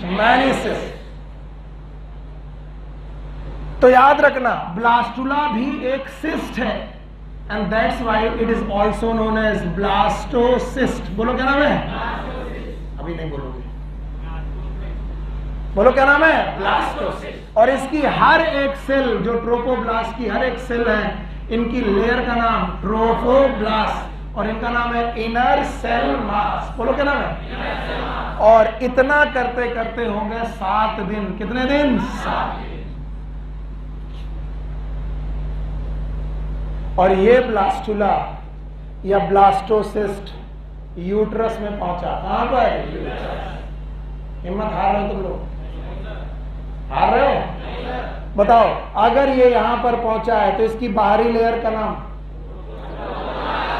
ट्रोफोब्लास्ट। क्या इसमें इनर सेल मास है? और जब ये यहां पहुंचा इसने एंजाइम सिक्रीट किए। क्या सिक्रीट किए? एंजाइम। जिसकी वजह से एंडोमेट्रियम धीरे धीरे रप्चर होने लगे। मैं बना नहीं सकता, मिटाऊंगा तो सब मिट जाएगा।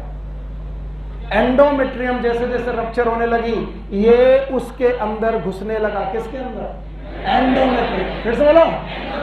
इसका मतलब ब्लास्टोसिस्ट एंडोमेट्रियम के ऊपर आके घुस गया और इसके चारों तरफ एंडोमेट्रियम ने कवरिंग बना ली। क्या बना ली? कवरिंग। और जैसे ही कवरिंग बना ली, ये इसके अंदर घुस चुका है। इस प्रोसेस का नाम है इम्प्लांटेशन। फिर से बोलो।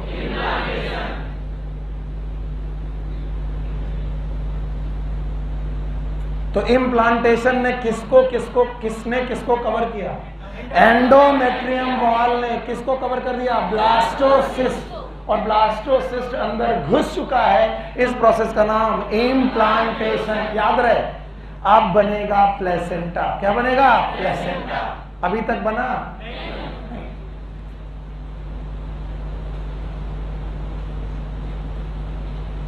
कितने लोग हैं जो मैं ना बोलूं तब भी यहां तक पहुंचा देंगे? बहुत कम। चलो पूछता हूं, बताओ फर्टिलाइजेशन कहां होगा?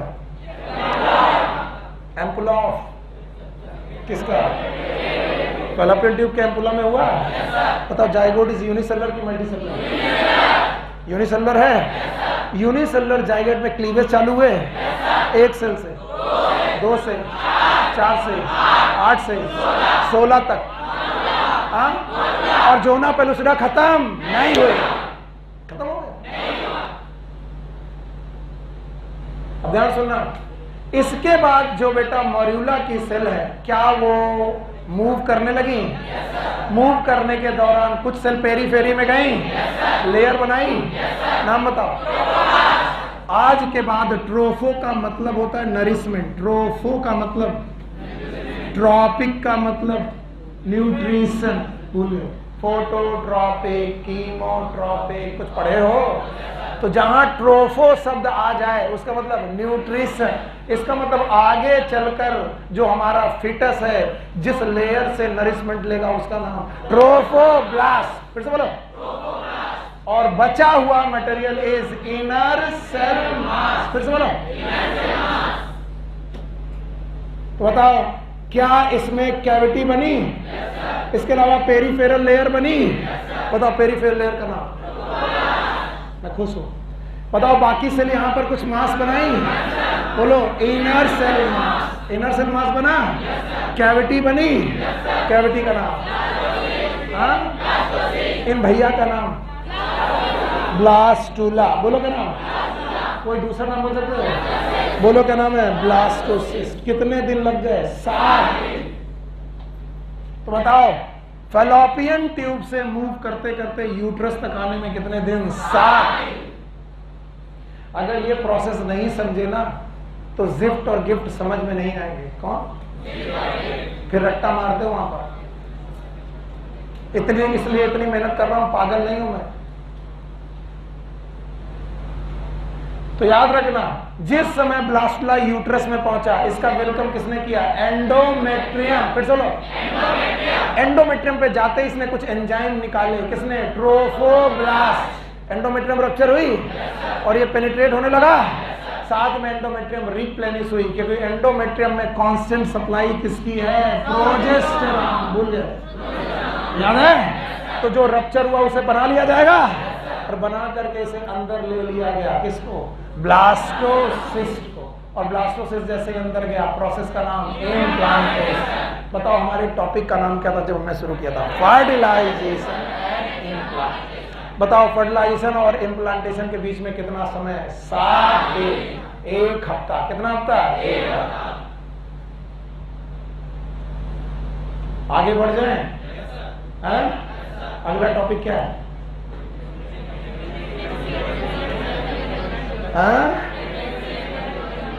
Pregnancy and embryonic. बीच में सेक्स डिटर्मिनेशन रुक गया है। अभी पढ़ाएंगे जेनेटिक्स में? पढ़ोगे? अभी पढ़ाएं? अभी पढ़ा। मैं जानबूझ के छोड़ना चाहता हूं उसको, लेकिन चलो कोई बात नहीं। मैं कोशिश करूंगा कि कुछ ना छूटे तुमसे। 3 बार वो सेक्स डिटर्मिनेशन पढ़ाना पड़ेगा। 3 बार लिखा है एनसीईआरटी में, 3 बार पढ़ाना पड़ता है।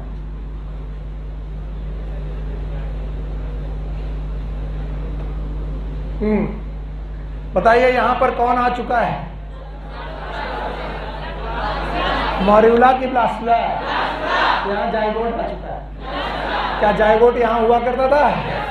फिर इसके बाद 1 से 2 हुआ, 2 से 4 हुआ, 4 से 8 हुआ, 8 से 16 हुआ, यूट्रस में घुसे, 16 तक आते आते, मॉर्यूला तक आते आते यूट्रस में एंट्री मिल गई। लेकिन इम्प्लांट, इसके बाद ब्लास्टुला बना, इम्प्लांट हुआ। बताओ जब ब्लास्टुला इम्प्लांट हो रहा होगा तो बताओ इसकी हर एक सेल एन की 2n, और इसे 2n करने में किसका इन्वॉल्वमेंट? स्पर्म और स्पर्म एन की 2n, ओवा भी। ध्यान से सुनना, एन का मतलब 23 पेयर क्रोमोसोम की 23, और ओवा का मतलब 23 पेयर की 23 23। अब ध्यान से सुनना, जितने लोग हैं मेरे साथ सुनिएगा। जिस समय फर्टिलाइजेशन हुआ, क्या हुआ? फर्टिलाइजेशन। बहुत डरता हूं मैं। बताओ कौन गैमीट किससे फ्यूज हुआ? Male female. तो क्या मेल के न्यूक्लियस के 23 क्रोमोसोम फीमेल के 23 क्रोमोसोम के साथ फ्यूज हुए? Yes sir. मेल का पहला क्रोमोसोम फीमेल के पहले क्रोमोसोम के साथ पेयर किया, दूसरा, तीसरा, चौथा, हाँ बहुत सही कर रहे हो, 5वां, 22वां, 23वां। लेकिन मेल जो है 23वां अगर एक्स ला रहा है, क्या ला रहा है? फीमेल तो हमेशा क्या लाएगी? एक्स। ये बात समझ में ना आई?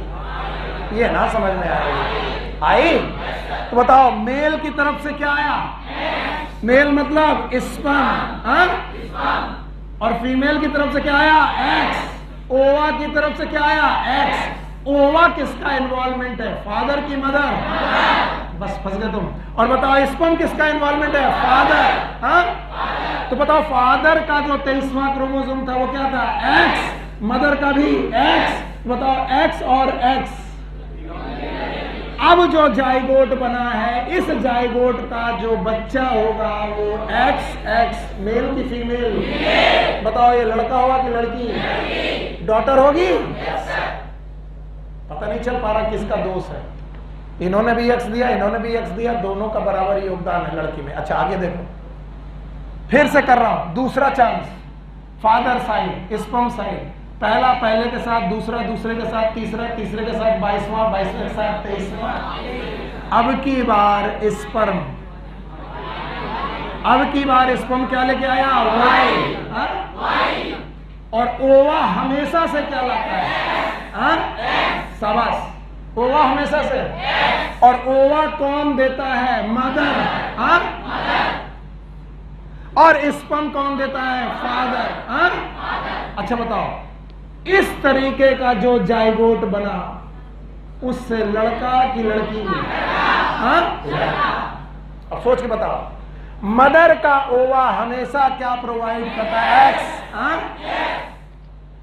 लेकिन फादर का स्पर्म कभी कभी वाई दिया तो, X दिया तो, इसका मतलब लड़का होगा कि लड़की होगा? दोषी कौन? मार किसे पड़ती है? हरियाणा चले जाओ, बोले अब की बार तो छोरी ना चाहिए, छोरा होने चाहिए। और वो क्या करे? लेडीज क्या करे? और थोड़ी पढ़ी लिखी होती तो कान पीछे रट्टा मारती तड़ाक से, बदतमीज। छोरा हो गए कि छोरी हो गए, सब बराबर हो गए। फिर भी वो बोले कि नहीं हमको छोरा चाहिए, तो बोल भैया तू अपने स्पर्म से बोल कि X भेजे कि Y? अपन तो हमेशा तो गर्ल्स हमेशा क्या प्रोवाइड करती है? X। और बॉयज क्या प्रोवाइड कर सकते हैं? X and Y। तो बताओ, हेट्रोगैमेटिक कौन? मेल। होमोगैमेटिक कौन? कोई भी आ जाए, फीमेल क्या प्रोवाइड करेगी? X। और बदतमीज जोगला कौन है? मेल। कभी X कभी Y। मम्मा से X, फादर से X, लड़की। मम्मा से X, फादर से Y, लड़का। बताओ, लड़की होगा कि लड़का? मम्मा का कोई रोल? किसका रोल है? अब की बार छोरा ना हुए तो मार पड़ेगी लड़की को कि लड़के को? तो मम्मा मार खाएगी पापा? अब सास कह रही है, बहू सोच देख लो, अगर बिटिया हुई तो तुम्हें घर से निकाल देंगे। ये होता है वहां, सॉरी टू से, किसी देश प्रदेश का नाम नहीं लेना चाहिए।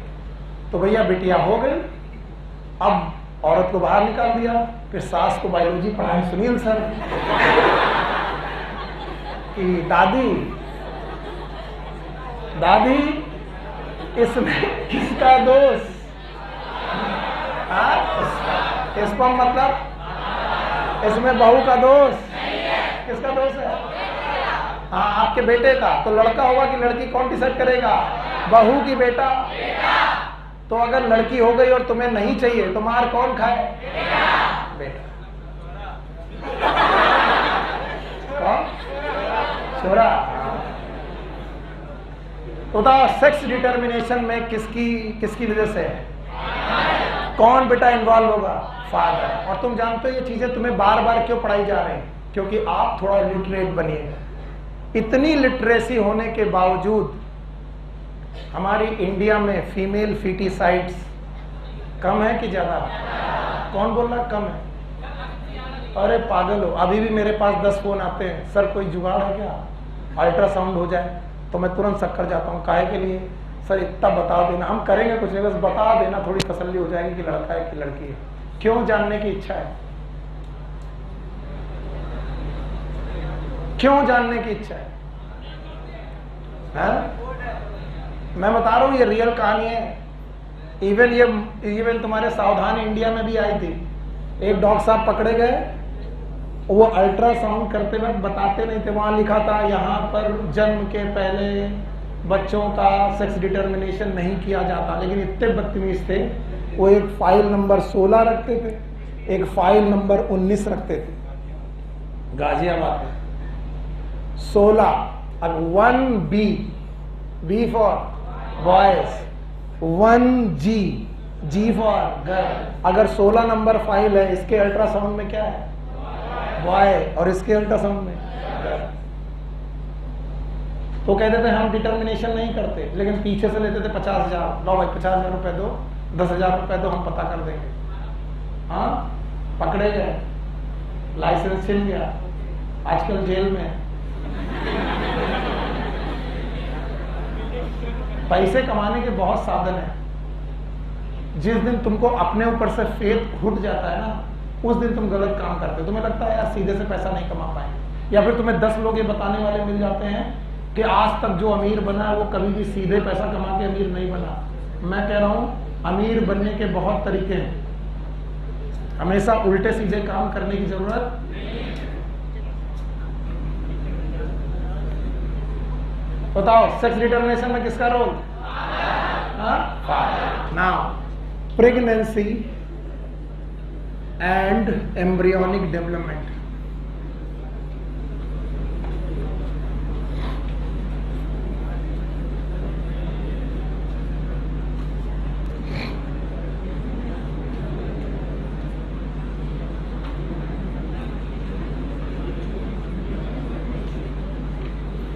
इट्स द नेक्स्ट टॉपिक, बेटा एकदम शांत रहो। तो जैसे ही यूट्रस में इम्प्लांटेशन हुआ, बस शांत रहो बेटा, आप बहुत अच्छे बच्चे हो।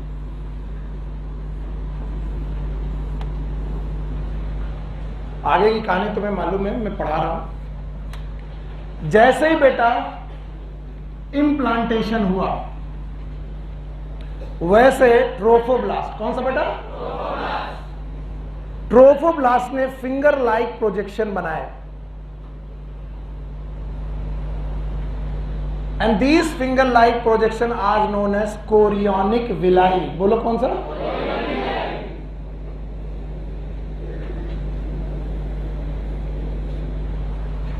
और ये कोरियोनिक विलाई पेनेट्रेट कर गए यूट्रस में। किसमें? यूट्रस। और यूट्रस की कोशिकाएं और यूट्रस के टिश्यूज इनमें ऑक्लूड होने लगे, जुड़ने लगे। तो बताओ यूट्रस माने किसका पार्ट? मम्मा की पापा? हाँ? और कोरियोनिक विलाई मतलब किसका पार्ट? मम्मा की बच्चा? पापा।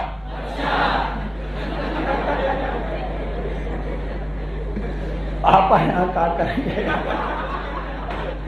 Sorry, I am sorry. कभी कभी ना चाहते हुए गुस्सा आ जाती है। वो कह रहा पापा।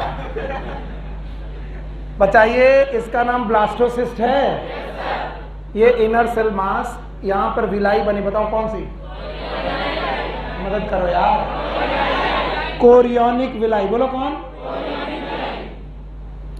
कोरियोनिक विलाई जो है वो किसका पोर्शन है? हाँ बोलो, किसका पोर्शन है? एम्ब्रियो। बोलो। और बेटा यूट्राइन टिश्यू किसका फीचर है? मम्मा। ये यूट्रस किसका है? ये सब कहां चल रहा है? यूट्रस कहां पाया जाता है? जुपिटर में। यूट्रस मम्मा में पाया जाता है। इसका मतलब मम्मा की बॉडी भी इनमें इन्वॉल्व हो रही है। और एक डिस्क शेप स्ट्रक्चर बना, नाम है प्लासेंटा। बोलो क्या नाम है? प्लासेंटा। किसी को मतलब नहीं है, कुछ भी कराओ सर। और मम्मा अपना खून पिलाएगी बेटा इसको। ये कौन है? तो अपने आप को देखो, मैं भी अपने आप को सुबह शाम देखता हूं कि मेरी मां ने जब मैं बना भी नहीं था तब से मुझे ब्लड के थ्रू, किसके थ्रू? नरिशमेंट प्रोवाइड किया है, न्यूट्रिशन और ऑक्सीजन। और ये न्यूट्रिशन और ऑक्सीजन ब्लड के थ्रू आया। ब्लड के थ्रू आया, किसके थ्रू आया? प्लेसेंटा। फिर से बोलो। इसलिए मम्मा का खाना खाना बहुत ज्यादा जरूरी है। प्रेग्नेंट लेडी का खाना, अच्छा खाना बहुत ज्यादा जरूरी है। जितने ज्यादा विटामिन, जितने ज्यादा मिनरल्स मां खाएगी, उतना उसके ब्लड में पहुंचेंगे, उतना वो ब्लड कहां पहुंचेगा? प्लेसेंटा। और उतना ज्यादा एम्ब्रियो को मिलेगा। नहीं आया? बताओ इस प्रोसेस, इसका नाम बताओ। प्लेसेंटा। फिर से बोलो। प्लेसेंटा डिस्क शेप स्ट्रक्चर है। कितने लोगों से मिलवान बना है? 2। एक किसका इन्वॉल्वमेंट है? एम्ब्रियो। फिर से बोलो। और एक किसका? Uterine tissue. हाँ, और इस प्लेसेंटा के थ्रू मम्मा क्या पहुंचा रही है? Nutrition and oxygen. और इसका जो इनर सेल मास है, बोलो कौन? धीरे धीरे धीरे धीरे धीरे धीरे एम्ब्रियो बनाने लगेगा। क्या बनाने लगेगा? और एम्ब्रियो की नाभि पे, किस पे? एक बेटा कॉर्ड बनेगी, याद है? नाम बताओ। Umbilical cord. फिर से बोलो। और वो कहां जाएगी? प्लेसेंटा। फिर से बोलो। इसका मतलब प्लेसेंटा अपना नरिशमेंट भेजेगा किसको? कॉर्ड को। कॉर्ड का नाम अम्बिलिकल। फिर से बोलो। और इस अम्बिलिकल कॉर्ड के अंदर होंगी ब्लड वेसल्स। क्या होंगी? और वो ब्लड वेसल हमारे कहां पर आएंगी? नेवल। और नेवल से हमें नरिशमेंट मिलेगा। So navel is the holy place. ये वो जगह है जहां से हम अपनी मम्मा के साथ कनेक्ट हुए। नहीं आया तो बताओ, पहले दिन ही अम्बिलिकल कॉर्ड बन गई? नो। तो किसके दौरान बनी? It is known as embryonic development. तो सबसे पहले क्या बना? प्लेसेंटा। फिर से बोलो। शुरुआत में प्लेसेंटा डायरेक्ट नरिशमेंट देता रहा। फिर इसके बाद इनर सेल मास किसमें कन्वर्ट होने लगा? एम्ब्रियो। फिर से बोलो। और क्या ये एम्ब्रियो फिटस बनने लगा? और जब ये फिटस बनने लगा, बच्चा बनने लगा, तो क्या तब भी ये प्लेसेंटा से ये बेटा कनेक्टेड रहा? यस। बोलो कौन सा? Umbilical cord. कौन सी कॉर्ड? बहुत सारे लोग अम्बिलिकल कॉर्ड और प्लेसेंटा एक ही बात मानते हैं। सही की गलत? गलत। Umbilical cord is a connection of foetus to the placenta and placenta is made by one, मतलब ये वन कंट्रीब्यूशन की बहुत कंट्रीब्यूशन। वो यूट्रस भी कंट्रीब्यूट कर रहा है। और ये कौन सी विलाई? कोरियोनिक। अगला क्वेश्चन कि सर ये जो डेवलपमेंट शुरू हुए, क्या ये अपने आप शुरू हुए? नो। इनके लिए चाहिए हार्मोन्स। क्या चाहिए? हार्मोन्स। और सर ये हार्मोन्स कहां से निकलेंगे? प्लेसेंटा। फिर से बोलो। और प्लेसेंटा से कुछ हार्मोन निकलने लगे। नाम ध्यान से सुनिएगा। These are known as placental hormone. बोलो कौन से? इनमें से पहला हार्मोन है HCG।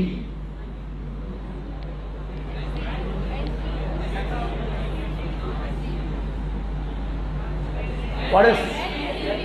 अरे यार, हम कह रहे हैं कि हम HCG। What is HCG?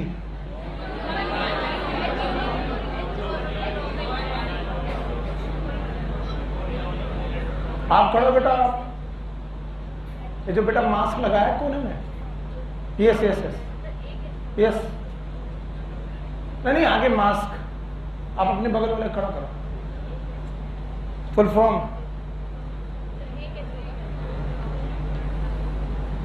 हमें मालूम है कि वो क्यों हंस रहा था। Full form? Why it is known as chorionic? हाँ,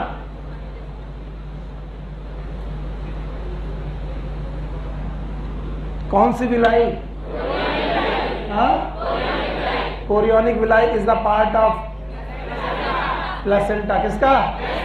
और किसका कंट्रीब्यूशन है? मम्मा का कि एम्ब्रियो का? हाँ? इस कोरियोनिक विलाई से गोनेडोट्रोपिन हार्मोन निकले। कौन से?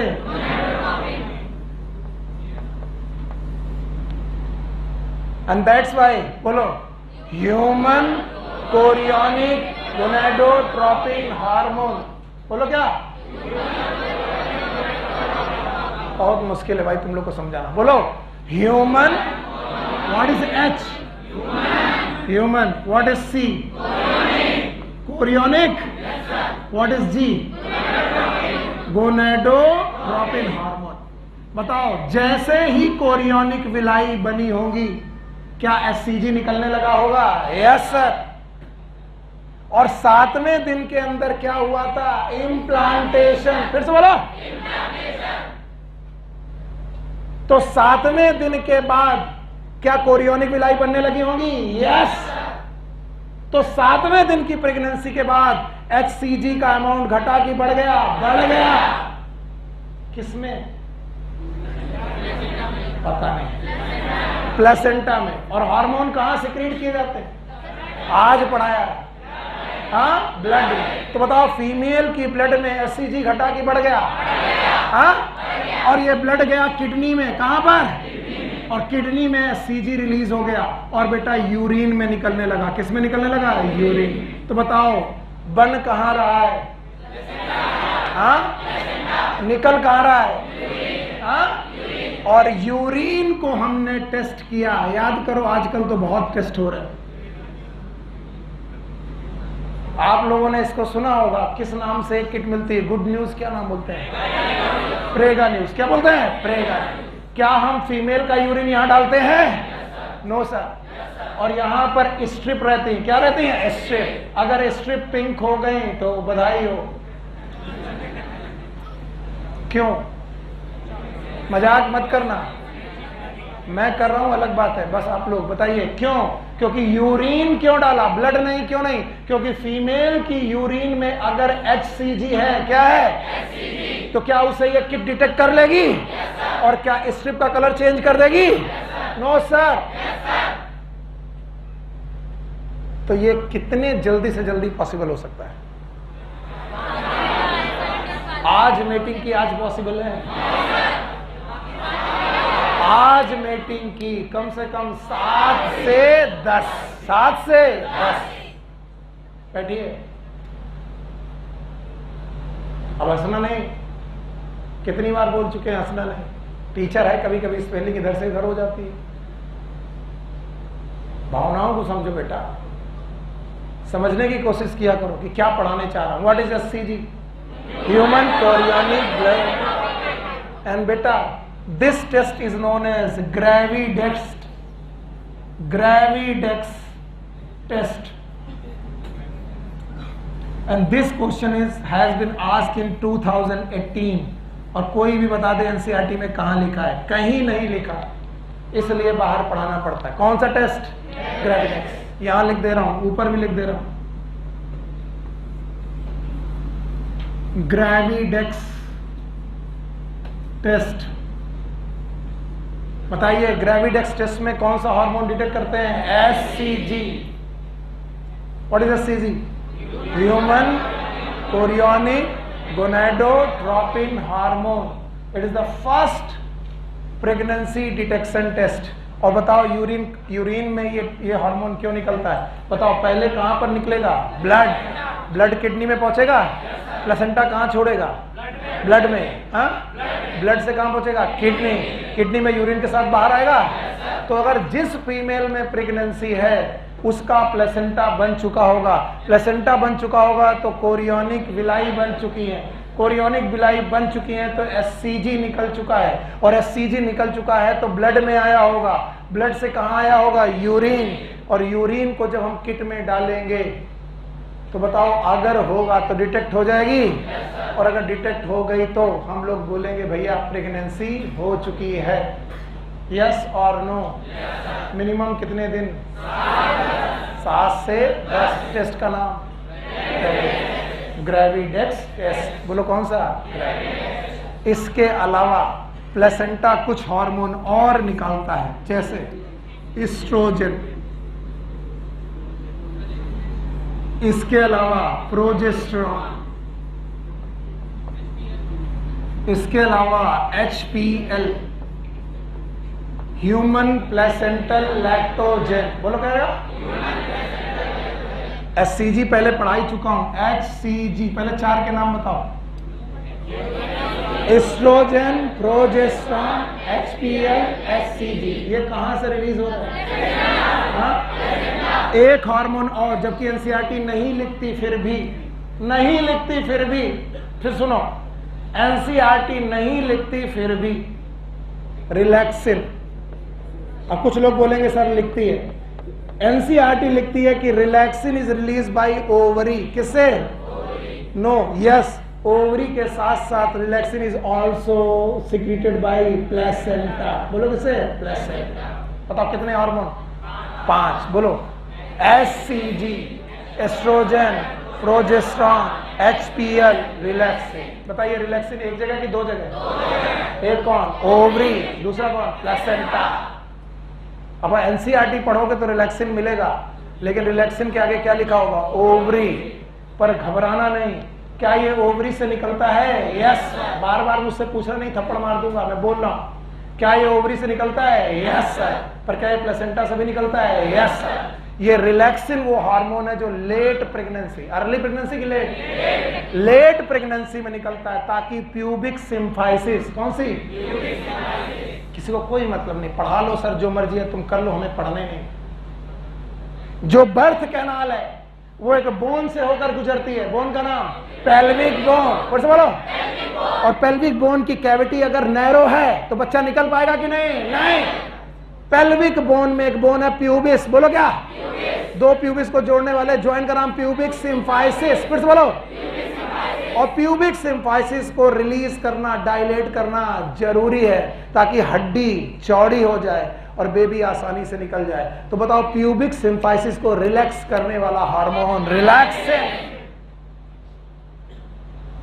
कौन सा? तो बताओ आज प्रेगनेंसी हुई, आज ही रिलैक्सिन चाहिए?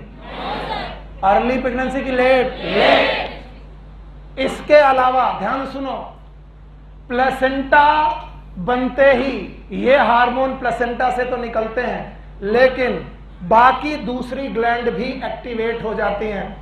तो अब जो हार्मोन निकल रहे हैं ये प्लेसेंटा से नहीं निकल रहे हैं, लेकिन प्लेसेंटा बनने की वजह से दूसरी ग्लैंड एक्टिवेट हो गई हैं।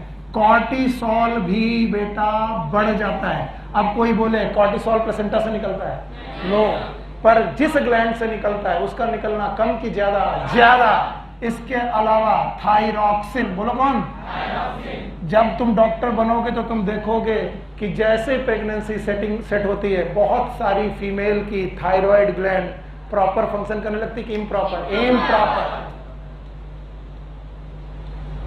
कॉर्टिसोल, थायरॉक्सिन का भी अमाउंट बढ़ जाता है। इसके अलावा इंसुलिन हार्मोन भी गड़बड़ होने लगते हैं, और इसीलिए कई बार प्रेगनेंसी रिलेटेड डायबिटीज हो जाती है। जब आप डॉक्टर बनोगे तो तुम देखोगे कि जब तक फीमेल प्रेगनेंसी में थी तब तक उसको डायबिटीज थी, प्रेगनेंसी खत्म, डायबिटीज खत्म। तो बताओ ये हार्मोन प्लेसेंटा से निकले? हमें कोई डर है? क्योंकि बेटा तुम पता नहीं क्या कह दो कि सर आपने पढ़ाए थे, मैंने नोट किए थे। ये प्लेसेंटा बनने की वजह से दूसरी ग्लैंड से निकले। तो इंसुलिन प्लेसेंटा से निकला कि pancreas? Pancreas. Thyroxine, thyroid, cortisol, adrenal, बोलो कहां? ओके। लेकिन इनका निकलना कम हो गया कि ज्यादा? ज्यादा। और इसीलिए फीमेल में हार्मोनल बैलेंस हो गया कि डिसबैलेंस? डिसबैलेंस। और इन हार्मोन ने मिल करके इस इनर सेल मास को धीरे धीरे बढ़ाना चालू किया। भूल गए? याद है? और वो क्या बनने लगा? फीटस। तो बताओ फीटस बनने में किसका इन्वॉल्वमेंट है? हार्मोन। कम से कम नाम बता दोगे खुश हो जाएंगे, बोलो। HCG, estrogen, progesterone, HPL, cortisol, thyroxine, insulin. क्या ये सारे हार्मोन कर रहे हैं? और ये सारे हार्मोन प्लेसेंटा से निकल रहे हैं। ये निकल रहे हैं। बताओ प्लेसेंटा से कितने हार्मोन? 5। 5 के नाम बता पाओगे? नाम बोलो।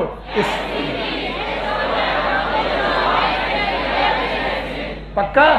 तो बताओ क्या सेट हो चुकी है? प्रेगनेंसी। अब इनर सेल मास फीटस बनने लगेगा, और इसमें कितने महीने लगेंगे? 9 महीने लगेंगे। और इस 9 महीने के एम्ब्रियोनिक डेवलपमेंट और चैप्टर को हम लोग कल खत्म करेंगे। Take care, good luck, bye bye. समझ में आया? सुबह कितने बजे? 11:30। Take care.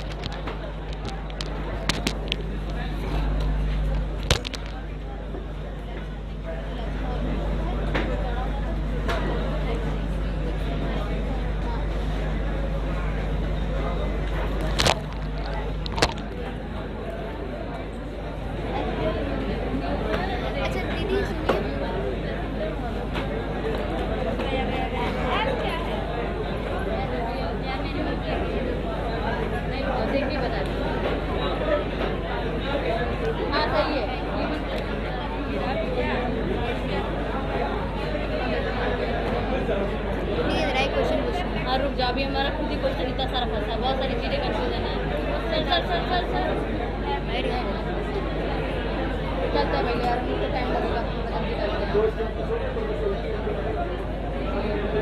आप पूछिए फिर मैं आपसे पूछती हूँ। इधर ही चलेंगे तुरंत।